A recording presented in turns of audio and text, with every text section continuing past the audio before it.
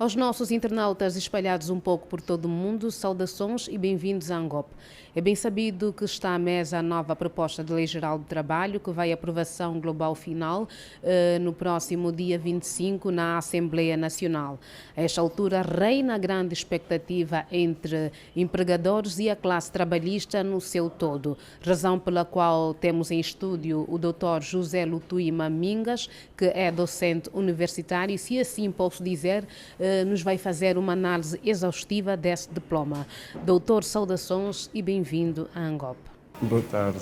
Diga-nos, de facto, o que esperar dessa nova lei. O que é que podemos esperar, de facto? Eu acho que devemos esperar com agradável expectativa que, de facto, vai existir uma certa alteração para melhor. De facto, foi uma luta desde 2015 até esta parte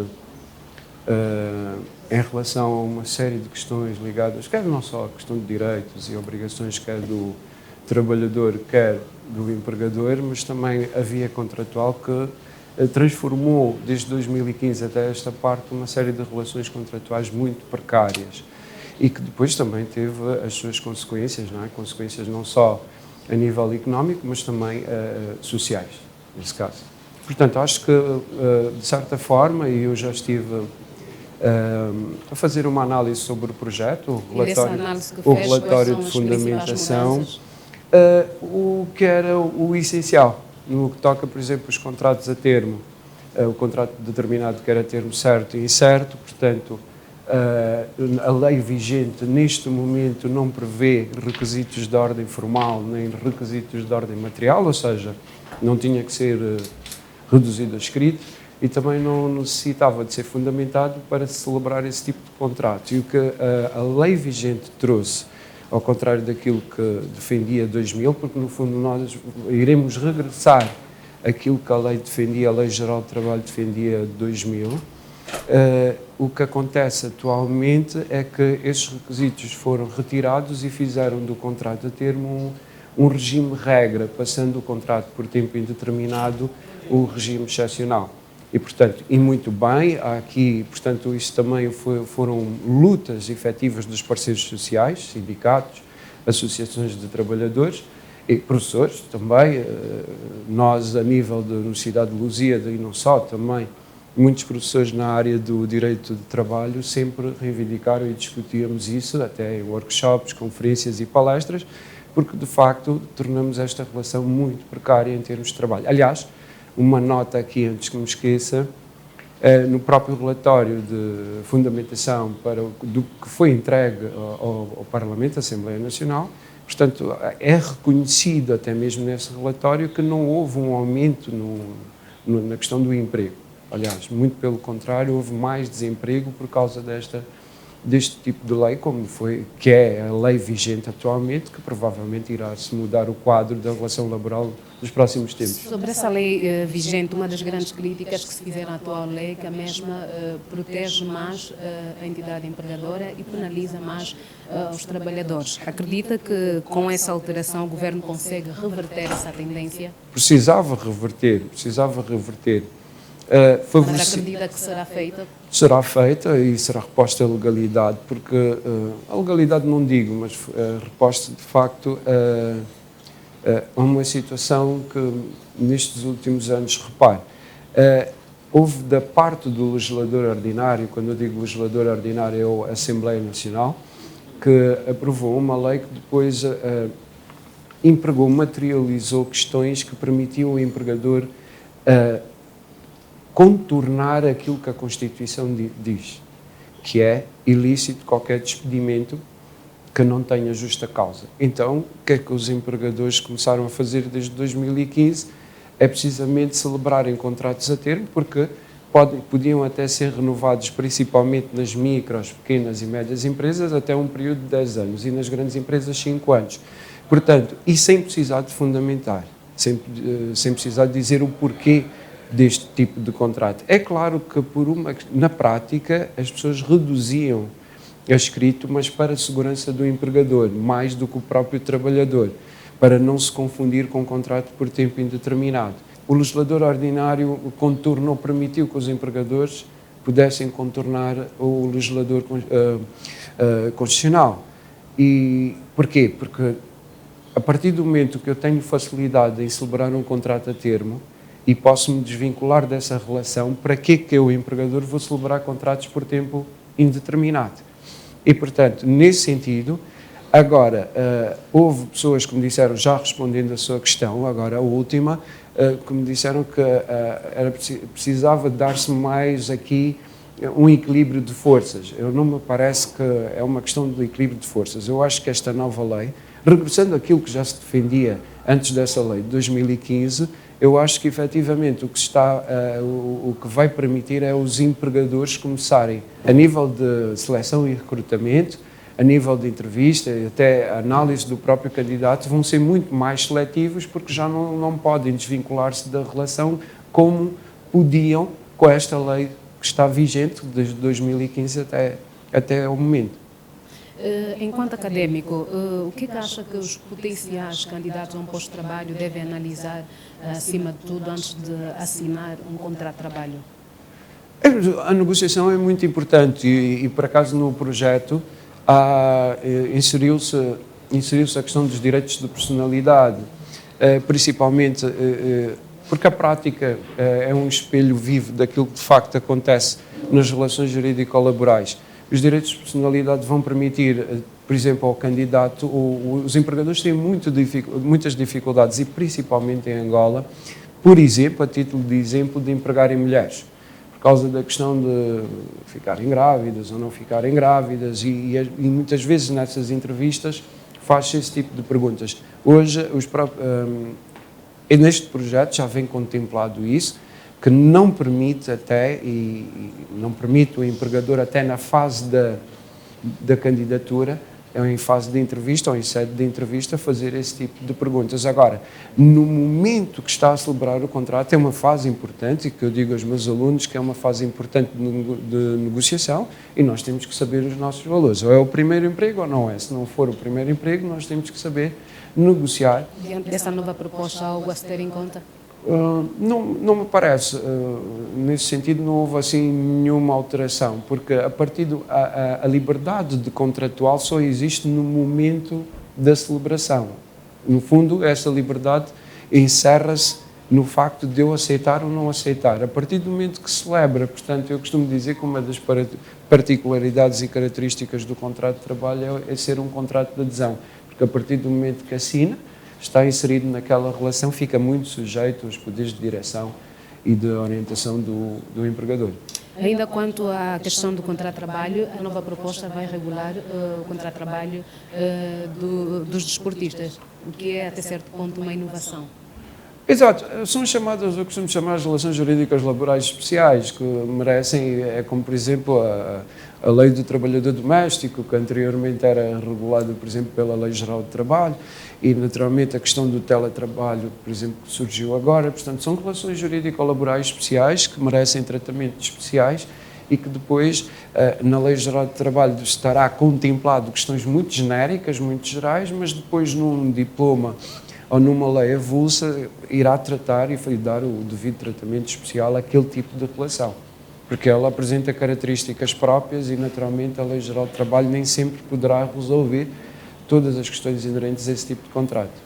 Ainda sobre as inovações da nova proposta de lei, que mexidas foram feitas em relação aos direitos do trabalhador? Desde já, ressalta-se o alargamento do tempo de dispensa dos pais para 15 dias e, de igual modo, da licença de maternidade. O alargamento. Isso é um bocado controverso. Isto às vezes é uma questão aí se concorda ou não se concorda. É uma questão de opinião. Eu acho que a minha perspectiva ao dar a licença, ao permitir como falta justificada o nascimento, por exemplo, de uma criança, eu acho que deviam contemplar mais a questão de acabar com a licença de maternidade, e isto é uma opinião como professor, e criar a chamada licença parental, em que o nascimento de um filho, essa licença pode ser partilhada entre pai e filho, em vez de dar a possibilidade dele gozar durante esses 15 dias. Eu sou a favor, de nível da Segurança Social, acabarem com a licença de maternidade e criarem a licença parental, onde o cuidado dos filhos depois passa a ser partilhado por pai e mãe.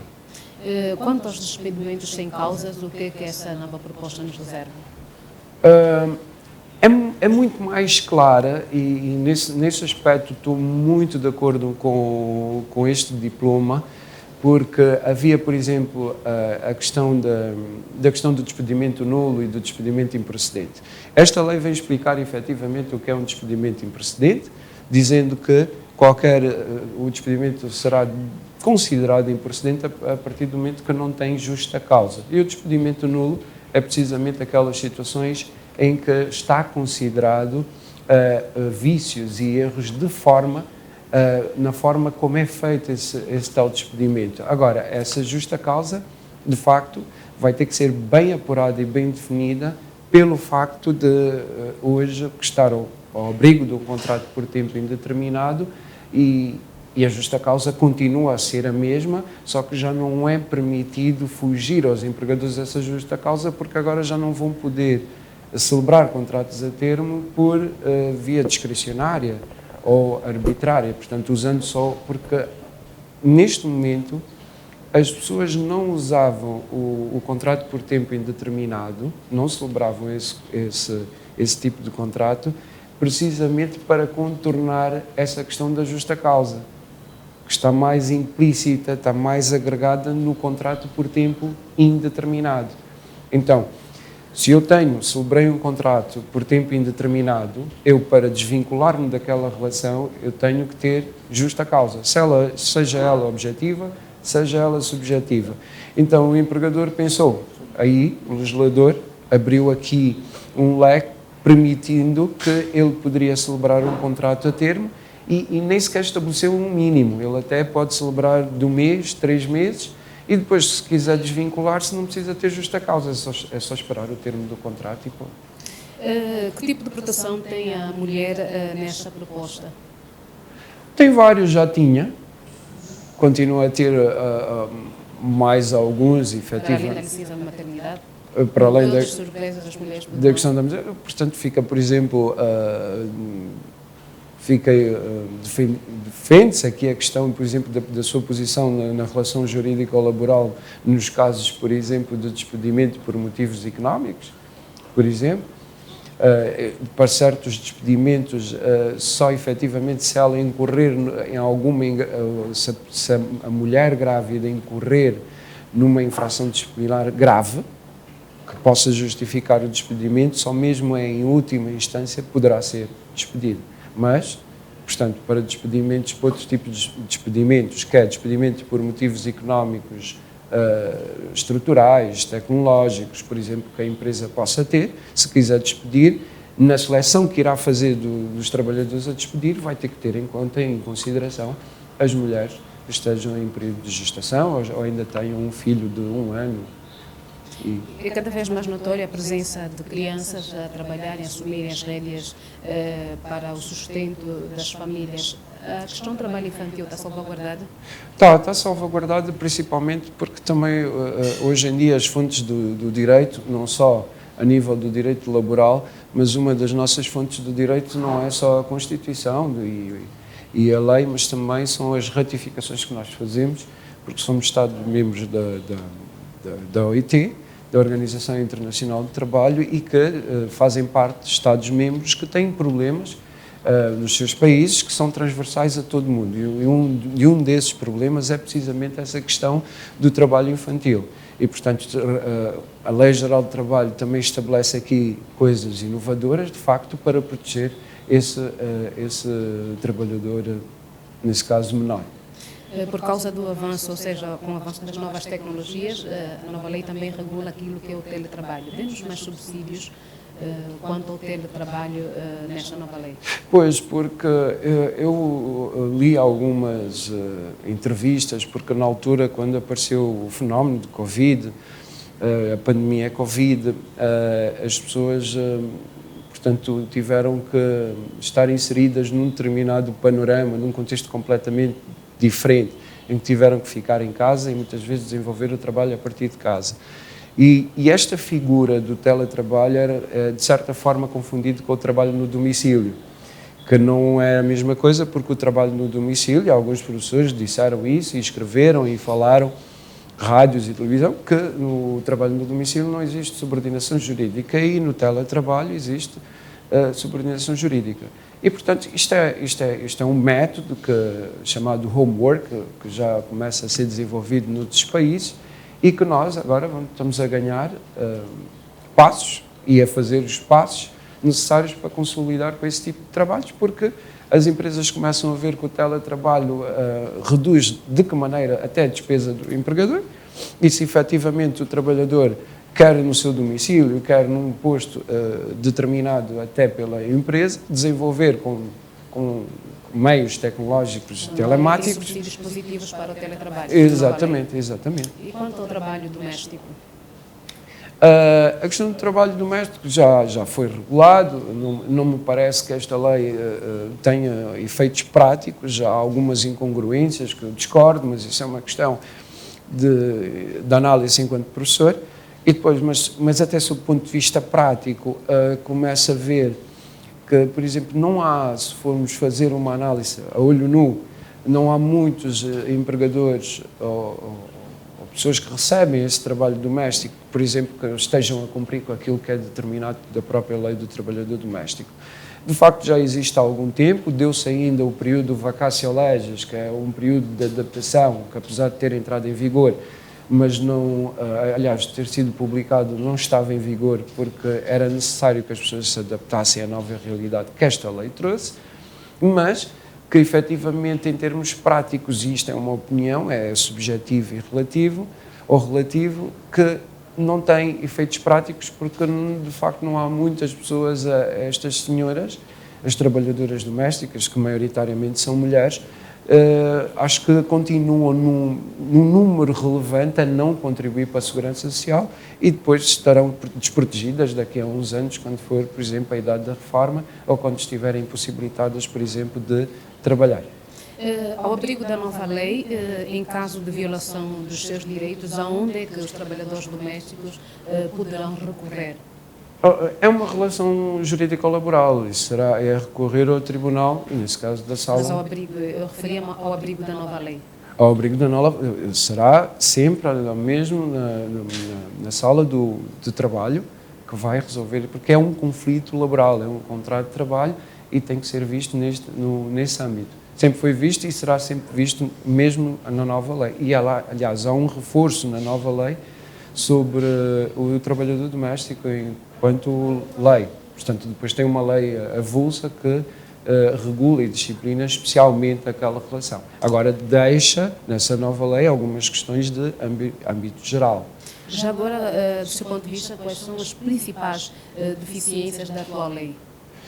Olha, eu estive a ver, é a única que se calhar acho relevante, porque deixe-me dizer que a nível, este diploma para mim é muito bom.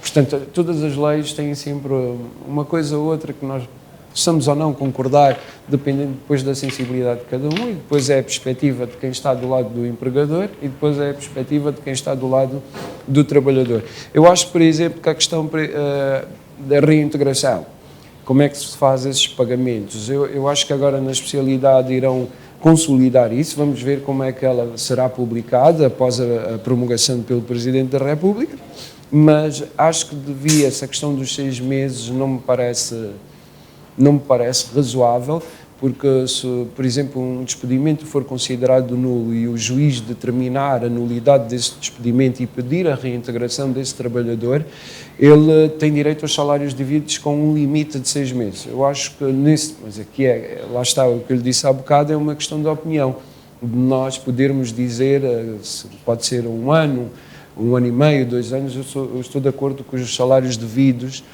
seria bom de um ano. Não se pode, também não sou da opinião deixar isso ao critério do tempo que existe entre o momento que é despedido e a decisão do tribunal, porque isto pode acarretar prejuízos enormes para a empresa, porque muitas vezes os tribunais, já sem falar em recursos, um tribunal pode decidir a improcedência ou a nulidade de um despedimento e pode levar 2, 3 anos. Eu não posso pedir a reintegração daquele trabalhador e pedir para pagar os salários devidos num período de 3 anos por causa da morosidade dos tribunais. Mas também acho que o limite de 6 meses é muito pouco, acho que devíamos ir até 1 ano, porque efetivamente também transmitia ou passava a mensagem ao empregador que é preciso ter os cuidados devidos para proceder a um despedimento. Esta proposta de lei também se aplica aos funcionários e agentes públicos? Não.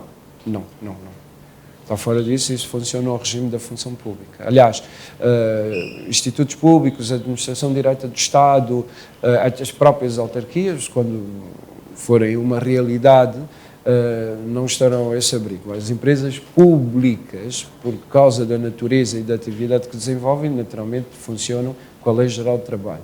Mas só as empresas públicas, institutos públicos, autarquias ou todos os órgãos afetos à administração direta do Estado, não. Tem um regime jurídico próprio para eles e para o seu funcionalismo. Já agora, em sede de despedimento injusto, onde é que os trabalhadores podem recorrer? Aos tribunais. Por exemplo, há uma coisa que é injusta e sempre achei, sob o ponto de vista, nem sequer é teórico, é uma questão prática e eu tenho, nestes últimos anos, tenho visto que as pessoas não têm acesso direto aos tribunais, nesse caso a sala de trabalho, direto porque tinham que passar por mecanismos de resolução extrajudicial, nomeadamente de conciliação e mediação, e para poderem fazer título bastante para irem. Há alguns professores que diziam que isto violava o princípio da tutela jurisdicional efetiva, e bem, porque as pessoas se veem os seus direitos lesados, então têm que ter a possibilidade de recorrer ao tribunal e não passar por mecanismos de resolução extrajudicial obrigatórios para poder ir ao tribunal. Eu tive a ver também o Código do Procedimento de Trabalho, que também vai ser aprovado, e agora põe como facultativa a questão, acabou com a mediação, e só permite a conciliação, levada a cabo pelo Ministério Público, mas é facultativo e não uma obrigação ou necessário. Depois da aprovação da proposta de lei pelo Parlamento, qual o caminho a seguir para a sua entrada em vigor? O caminho a seguir é principalmente, repara, a questão que, e eu acho que o grande problema que existia, ou que existe na lei vigente, era precisamente os contratos a termo. Era necessário mudar e transformar esse paradigma, porque ele tinha uma consequência, esta e a questão das compensações e das indemnizações, porque eram diferenciadas. Mas primeiro deixe-me só dizer aqui, porque eu acho que isso aqui é importante. O que é que acontecia com a questão? O que é que acontece hoje? Os empregadores, perante a possibilidade de afastarem o requisito material e o requisito formal para o contrato a termo, eles começaram a celebrar maioritariamente, quer grandes, pequenas e médias microempresas, esse tipo de contratos. Isso, para além de ter uma consequência social, económica, também tinha uma consequência psicológica. Por exemplo, eu dou sempre esses exemplos, isso é uma realidade, até mesmo porque o legislador nem impôs um limite mínimo para a celebração desses contratos a termo, e o que acontecia é que as empresas começaram a celebrar esses contratos até um mês. Então, na área da restauração, eram contratos a termo de 15 dias. E o que é que acontecia? As pessoas isso depois tem uma consequência social, para além de psicológica também, que incide sobre o trabalhador. Ele ia para um banco, por exemplo, pedir um financiamento, e os bancos não emprestam dinheiro a uma pessoa, a um trabalhador, ou a um cliente que tem um contrato de 3 meses. E muitas vezes nem do ano. E, portanto, mais facilmente financiam pessoas para aquisição de casa, automóvel, crédito pessoal ou crédito ou investimento no âmbito particular, é para pessoas ou clientes que têm contratos por tempo indeterminado. E, efetivamente, tem este ponto positivo e satisfatório com esta alteração, que vamos ver dentro em breve, e também a questão das diferenças que existiam quer nas compensações e quer nas indemnizações, em função da dimensão económica das empresas. haviam pessoas que defendiam que o facto de ser micro ou pequena empresa, o argumento era esse, então tinha que ser, a título de compensação e indemnização, valores mais baixos. Então eles aplicaram, e têm isso aplicado na lei, percentagens mais pequenas quanto às compensações e quanto às indemnizações. Eu nunca defendi isso, sempre achei errado, porque efetivamente uma pessoa despedida que tenha um salário de $1 milhão, normalmente é um trabalhador, $1 milhão, 1 milhão de kwanzas, normalmente é um trabalhador de uma grande empresa. E, portanto, micros e pequenas empresas, dimensões económicas dessas, de empresas, os salários andam à volta por média de 70 mil kwanzas, 100 mil, 150, e, portanto, não há necessidade de diferenciar as percentagens em função da dimensão económica, porque os salários praticados pela grande empresa é médias, pequenas e micros são outras. E, portanto, esta é a minha opinião. E acho muito bem, e acho que para mim foi o grande ponto, vai ser a grande mudança que irá trazer, como lhe disse ab início, inicialmente, é que as pessoas vai obrigar, neste caso, os empregadores a analisarem e de facto, verem bem quem é que estão a contratar. Porque as pessoas contratavam e não passavam por critérios de qualidade. Contratavam só por contratar, porque podiam contratar a termo, e se não gostassem, despediam. Mas depois, se celebrarem o contrato por tempo indeterminado, fica difícil. Não, é que até existe, há a possibilidade do contrato de experiência. E, portanto, ele pode ir de 3 a 6 meses, e ele tem o tempo suficiente para analisar a qualidade daquele quadro e se fica ou se não fica com ele. Uma das grandes novidades também é a questão da remuneração das férias. Antes definida apenas pelo salário base, agora cresce os subsídios técnicos e de disponibilidade. Repare, porque a possibilidade do subsídio das férias é que, eu acho que o empregador, em vez de dizer isso, devia dizer, olha, vamos acabar, que em vez de pagar 50% do subsídio de férias, agora têm todos que pagar 100%. E é sobre o salário base e resolvia esse problema. Agora, o que é que irá acontecer? As pessoas os empregadores irão sempre arranjar maneira de não pagar esse subsídio de disponibilidade, porque depois não querem pagar esse subsídio de férias com este acréscimo. Portanto, os empregadores, sempre que há uma porta por abrir e o legislador ordinário permite, o empregador aproveita e faz. Agora, era preferível dizer assim, olha, agora, como o subsídio de férias é obrigatório, eu acho que, em vez de dizer isso, devia dizer, olha, vamos pagar 100%, ponto. Em vez de incorrer para esse tipo de situações, porque o empregador depois vai arranjar uma maneira de fugir a essa questão. Muito obrigada. Foi então a nossa entrevista com o docente universitário José Mingas, que é, tal como disse, docente universitário, leciona as disciplinas de Direito do Trabalho e Direito Administrativo. Mais uma vez, doutor, o nosso muito obrigado. Eu é que agradeço, obrigado. Os nossos internautas já sabem, é sempre um prazer trabalhar para si.